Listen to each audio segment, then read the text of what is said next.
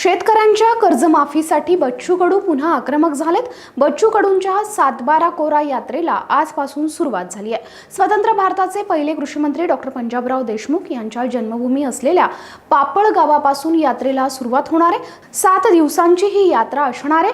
138 किलोमीटरचं पायी अंतर पार करत उंबरठा बाजार, मानकी वळसा, तिवरी, तुपटाकळी, काळी दौलत, गुंज अशी गावं करत यवतमाळ जिल्ह्यातील चिलगव्हाण या ठिकाणी देशातील पहिली शेतकरी आत्महत्या झालेल्या गावात यात्रेचा समारोप होणार आहे। मागील 3 महिन्यात महाराष्ट्रात 767 शेतकऱ्यांनी आत्महत्या करून आपलं जीवन संपवलंय।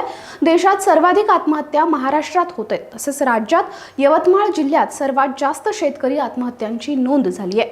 मात्र आता शेतकऱ्यांसाठी आम्ही जात पात धर्म राजकीय विचार सर्व बाजूला ठेवून एकत्र आलो असून शेतकऱ्याचा 7/12 कोरा केल्याशिवाय आता थांबायचं नाही असा निर्धार आम्ही केलाय।